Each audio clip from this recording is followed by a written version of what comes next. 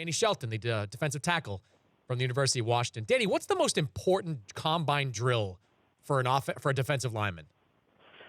The most important drill for a lineman, I'd say at the combine would probably be the 40-yard.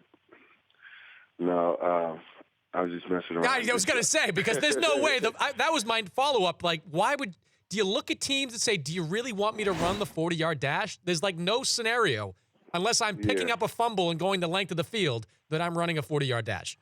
Yeah, I just was messing around, and that's just always funny to me to hear, like, people talking about the 40 and how it correlates to a lineman's production on the field. But I'd say the best drill would probably be for a defensive lineman, the shuttle. Being able to do just quick reaction, just bouncing right back 5 yards to 10 yards and then to finish. That drill is more of a realistic drill because when you get put in situations in the game when it's a screen or a draw, you have to plant and just go. As far as for an offensive lineman, I'm not really sure. Maybe the L drill. Just as far as them having to pull around and make a play. Those are the two main drills that I focused on while preparing for the combine. Did you? Does the bench press matter? Yeah. Obviously the bench press is gonna be up there. I mean, we're big guys, and they want us to do all these numbers. But honestly, to me, to see the endurance on how much you can press weight up is not as important as the other drills because we're used to just striking one time, striking right away, initial strikes, and the whole emphasis of doing the 225 bench press is endurance and seeing how long can this guy go, how long can this guy press this weight, and that's not realistic in a game. We're not going to be pressing people that long and pushing people off and stuff. So I'd rather see a guy's max on the bench rather than his max on the 225. Did you run track in high school? I did do a 50-meter, but that was like a big man race, and then I did like a big man so relay. it wasn't against these Olympic-style track guys? No, sir. I'm trying to get that visual of you just sort of lining up. I mean, you're a big guy going up against some of these track guys. Yeah. It just seems like it's a different visual in my head. He's Danny Shelton, Washington defensive lineman, joining me here, Dan Patrick Show. When you were at the Combine, go through a lot of interviews? Yeah. I mean, there was like nonstop at the Combine and even at the Senior Bowl. What do teams want to know? What do teams want to know when they're interviewing you? Honestly, I feel like they just wanted to know if I was like the real deal, if I was really the guy who brought this positive energy, the guy who really didn't have anything negative about him. And one of the only negative things they could bring up was a possible weight issue. And I feel confident that I broke that little stigma that they gave me with, just the past 3 months of, having the Senior Bowl and maintaining my weight through the Combine, maintaining my weight through Pro Day.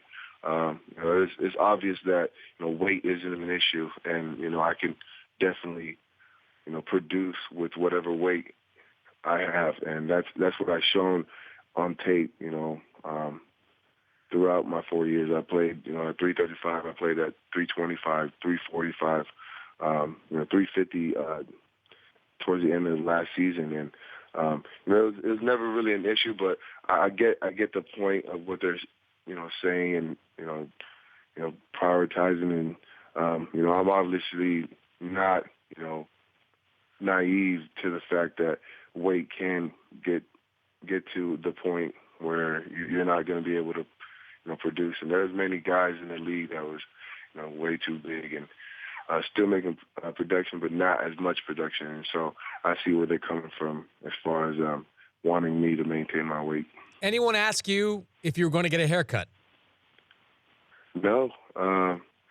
Honestly, I feel like the hair wasn't a problem to anybody. They never really said anything. I've always just, saying, maintaining my hair. Just if I'm going to have long hair, I'm going to make sure, I'm taking care of my hair, not just, letting it be wild like other people. Is the hair, when you're on the field, is the hair fair game if, in terms of when you're battling a guy on the line? If somebody's hair is hanging out, is that fair game? I feel like it is, even in like just football itself. I remember hearing when Ricky Williams getting his hair pulled. I remember Troy Polamalu getting his hair pulled. And, it's just a part of the game. You just have to be able to play through it. You get a chunk pulled out, then, make a play, So it's just something you have to deal with. It's something that you have to work with having long hair. Has anyone ever pulled your hair? In practice, I remember one of the offensive linemen, had wrong hand placement and ended up pulling my hair when I was running to the ball. That's about it. Does it? I mean, do you get mad at him? I mean, does that spark a fight if you're getting your hair pulled? Oh no, it's something with adrenaline. Like you don't really feel it at the time, but then you look and you see that you're missing some hair. He's Danny Shelton, Washington defensive lineman, joining me here, Dan Patrick Show. I'll get you out here with this, Danny. You're going to be a first-round pick in this year's draft. I mean, you don't have to name the teams that you're looking at, but are there teams out there that you're saying, man, I hope that team drafts me? And at the same time, is there a team or teams that you say, I really hope that team doesn't draft me? No, honestly, I look at the teams who have, the earlier picks, and, obviously people are going to want to do that. They're going to want those teams to pick them up. And, I'm the same way. I want to be able to be picked early and, to be done with the whole process and to be, finally set on going to, a team and being comfortable there. And, it goes the same way with the later teams too. If something happens and I don't get picked where I wanted to get picked, then I don't have a problem going to another team and just proving those 7 or 12 teams that passed me. Proving them wrong. Are you going to the draft? Yes, sir. Going to sit in the green room? Yes, sir. That make you nervous when you go to these events, and because you never know what can happen. When you sit in the green room, does it make you nervous at all that time might go by and you might be one of those last guys? No, it doesn't make me nervous at all. I mean, I'm pretty confident in just what I've put out there on my resume, what I've done in the interviews. I'm pretty confident, just conducting myself the right way. And so, being in the green room is just going to be, just to be there and to experience the whole process of being in the draft, being in the green room, being there with my family. That's going to be the highlight up until I get my name called. Are you a hug guy? Is there going to be a hug with Roger Goodell? I'm not sure. I was thinking about just doing, a firm handshake, change it up a little. You can't, Danny. You can't. He's going to come in for the hug. Yeah, it's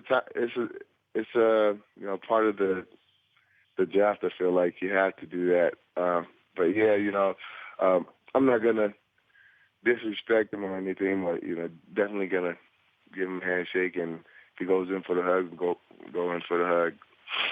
Well, good to visit with you, Danny. Congratulations on the draft. Best of luck on draft day, and hope you get what you need.